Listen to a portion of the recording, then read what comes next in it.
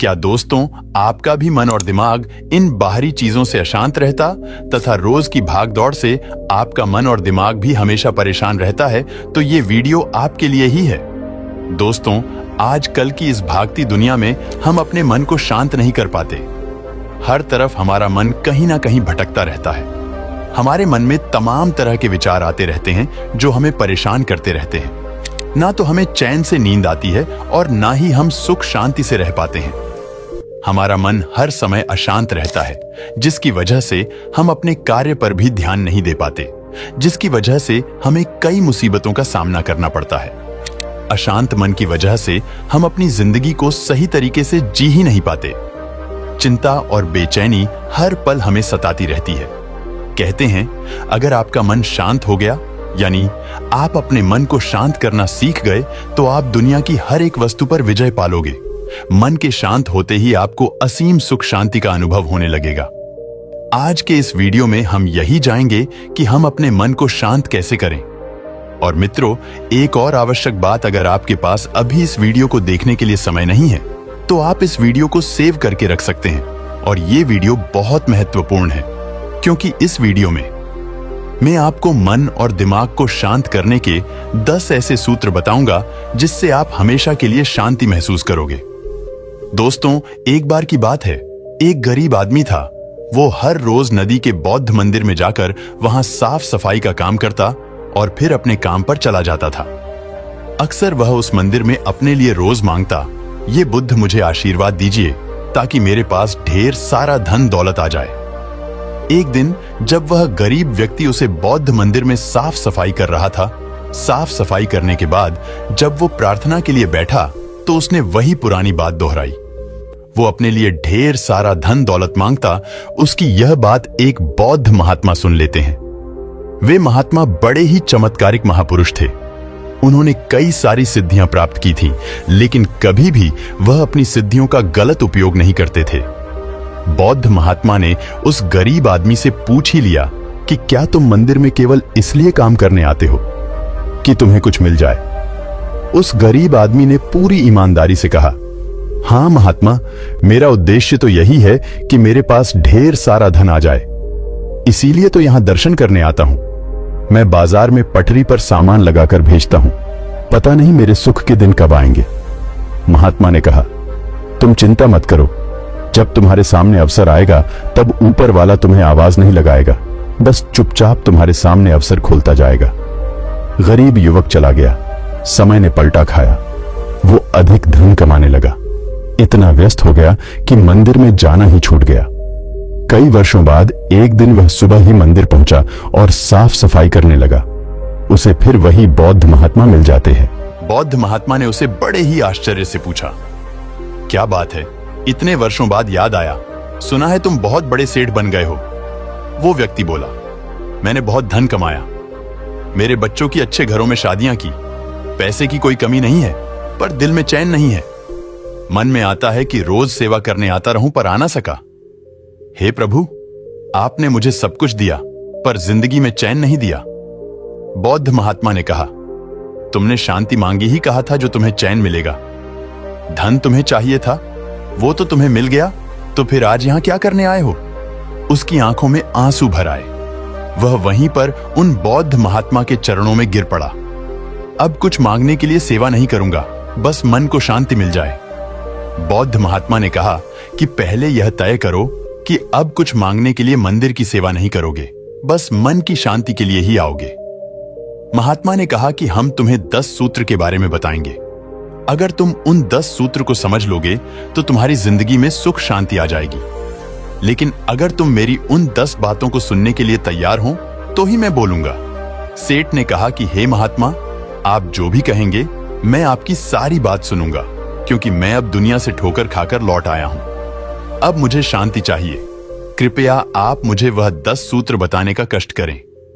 महात्मा ने कहा कि मन को शांत रखने के लिए पहला सूत्र है, किसी के काम में तब तक दखल न दे जब तक कि आपसे पूछा न जाए।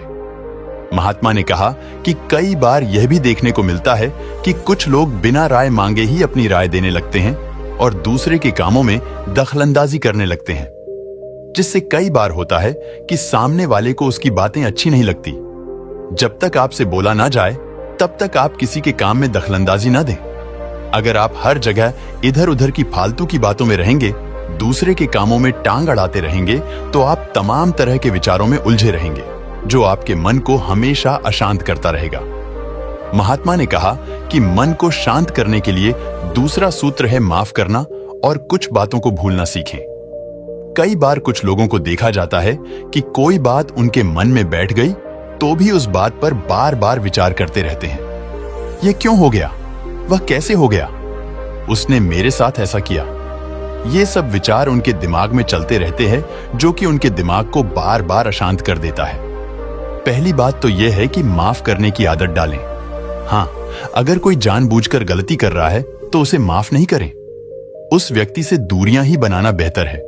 लेकिन हाँ, अगर किसी से भूल से गलती हो गई तो आप उसे माफ करना सीखें, क्योंकि माफ वही करता है जो इंसान बड़ा होता है। जब कोई इंसान किसी को माफ करता है तो उसके मन के सारे नकारात्मक विचार दूर हो जाते हैं। उसके मन में बैठे तमाम प्रदूषित भावनाएं दूर होने लगती है, जिससे उसका मन शांत होने लगता है और उसे अच्छा महसूस होने लगता है। इसलिए माफ करने की आदत डालें ताकि आपका दिमाग शांत रह सके। महात्मा ने कहा कि मन को शांत करने का तीसरा सूत्र है पहचान पाने की आदत ना रखें। वीडियो आगे बढ़ने से पहले अपने और हमारे चैनल को कृपया सब्सक्राइब जरूर कर ले, ताकि आपको ऐसी ज्ञानवर्धक कहानियां आपको मिलती रहे। और वीडियो अच्छी लगे तो कमेंट बॉक्स में अपनी राय अवश्य दे। चलिए चलते हैं कहानी की ओर।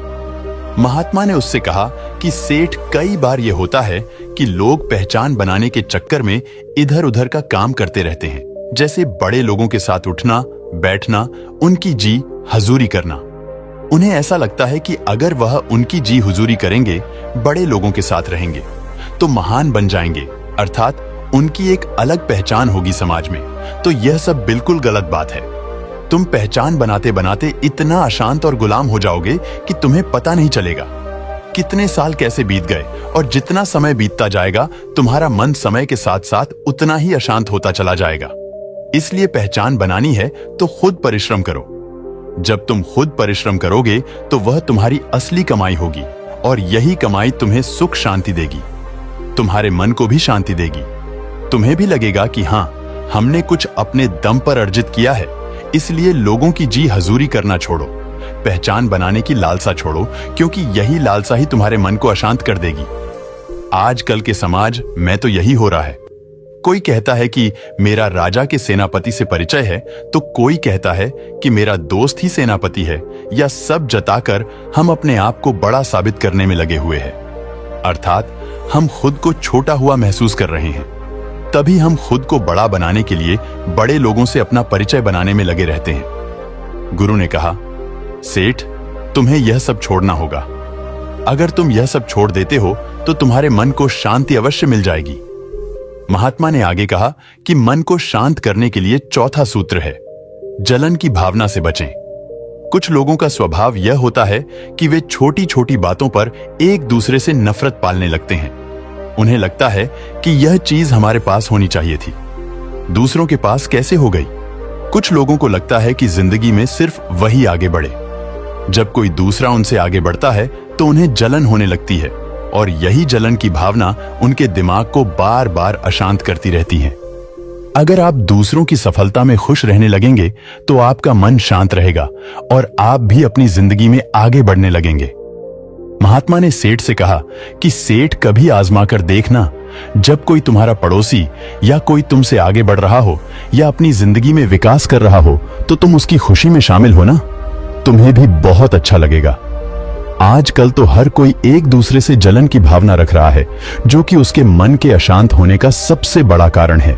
महात्मा ने सेठ से पांचवा सूत्र बताते हुए कहा, उतना ही काटे जितना चबा सके, अर्थात उतना ही काम हाथ में ले जितना पूरा करने में आपकी क्षमता हो। महात्मा ने कहा कि सबसे पहले हमें अपनी क्षमता को जान लेना चाहिए। हमें यह जान लेना आवश्यक होता है कि हमारे पास कितनी ताकत है, हम इस काम को कर पाएंगे कि नहीं। यह सब सोच विचार करने के बाद ही उस काम की शुरुआत करनी चाहिए।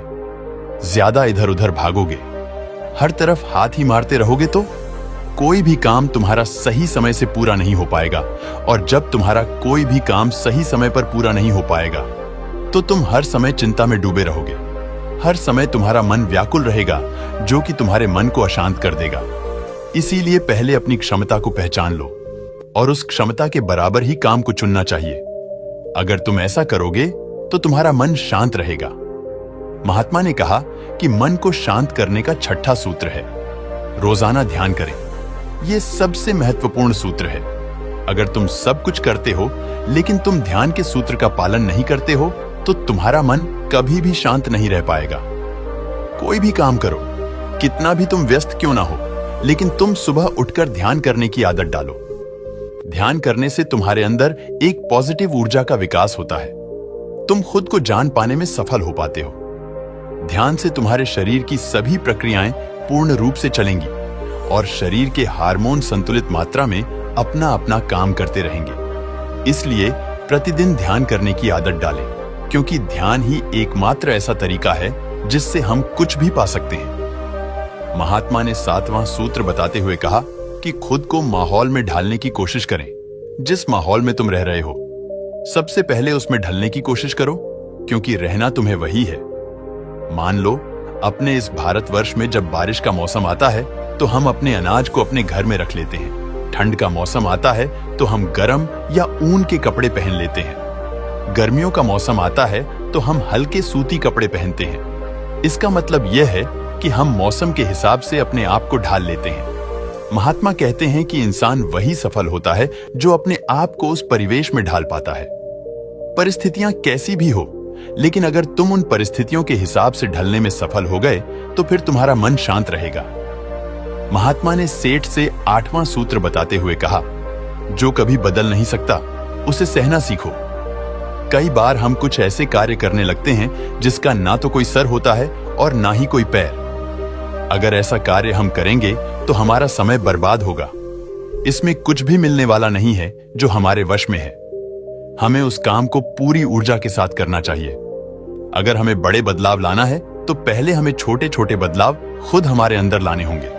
बड़ी सफलता प्राप्त करने से पहले खुद की छोटी छोटी गलतियों को सुधारना बहुत जरूरी होता है। मान लो अगर गर्मी पड़ रही है तो तुम ठंडी का मौसम नहीं ला सकते हो, या मैं कहूं कि गर्मी के मौसम में तुम अगर ये सोचो कि मौसम ठंडा हो जाए तो यह कभी नहीं होने वाला है। तुम्हें खुद को बदलना पड़ेगा। खुद को बदल लोगे तो मौसम का कोई भी प्रभाव तुम पर नहीं पड़ेगा, अर्थात परिस्थितियों का कोई भी प्रभाव तुम पर नहीं पड़ेगा। इसलिए जो कभी बदल नहीं सकता, तुम उसे बदलने में अपना समय बर्बाद मत करो। 9वां सूत्र महात्मा बताते हुए कहते हैं कि किसी भी काम को टालें नहीं और ऐसा कोई काम ना करें जिससे आपको बाद में पछताना पड़े। महात्मा ने कहा कि अक्सर लोग यही करते रहते हैं कि आज का काम कल पर टालते रहते हैं, और फिर जब कल का काम करना होता है तो उनके पास पहले वाले काम का बोझ तो रहता ही है, साथ ही साथ आज के काम का भी बोझ बार आज जाता है, तो ऐसे लोग उस काम को नहीं कर पाते हैं। इसलिए जो आज का काम है तुम उसे आज ही कर लो। आज समय रहते जो भी काम है तुम उस काम को सही समय पर निपटा दो, जिससे कि तुम्हें बाद में कोई पछतावा ना हो। मन को शांत करने के लिए महात्मा 10वां और अंतिम सूत्र बताते हुए कहते हैं कि दिमाग को खाली ना रहने दें। कहते हैं कि खाली दिमाग शैतान का घर होता है। अगर तुम्हारा दिमाग खाली होगा, तुम्हारे पास कोई काम नहीं होगा, तो तुम्हारे दिमाग में तमाम तरह के विचार आते रहेंगे और वे विचार समय के साथ साथ इतने बढ़ते जाएंगे कि तुम्हारे मन को अशांत कर देंगे। इसलिए अपने जीवन में कोई उद्देश्य या लक्ष्य रखो और फिर उस लक्ष्य को प्राप्त करने के लिए पूरी सकारात्मक ऊर्जा के साथ जुड़ जाओ। जिस व्यक्ति के जीवन में कोई लक्ष्य ही नहीं रहता है या वह अपने लक्ष्य को सही से पालन नहीं करता, तो उसके दिमाग में तमाम तरह के फालतू के विचार पनपते रहते हैं, जिससे कि उसका मन शांत हो जाता है। महात्मा 10 सूत्र बताकर सेठ से कहते हैं, सेठ, अगर तुम यह 10 सूत्र अपनी जिंदगी में इसका सही से अनुसरण करोगे तो तुम्हारा दिमाग कभी इधर उधर भटकेगा नहीं है। तुम्हारा दिमाग हमेशा शांत रहेगा। जब तुम्हारा दिमाग शांत रहेगा तो तुम सकारात्मक ऊर्जाओं से भरे रहोगे। इतना कहकर वे महात्मा मौन हो गए। सेठ इतने साल से मंदिर आ रहा था, पर उसे आज जो मिला वो शायद उसे इतने सालों में कभी नहीं मिला था। अब उसके दिमाग के विचार ठहर गए थे। उसके चेहरे पर एक शांति दिखाई दे रही थी। वो उन महात्मा को दिल से प्रणाम करता हुआ अपने घर वापस आ जाता है। दोस्तों, उम्मीद है कि इस वीडियो से आपको बहुत कुछ सीखने को मिला होगा, और अगर आप पहली बार है तो हमसे जुड़ने के लिए इस चैनल को सब्सक्राइब करना मत भूलिएगा। मिलते हैं अगले वीडियो में कुछ नए विचारों के साथ। तब तक के लिए आपका बहुत बहुत आभार।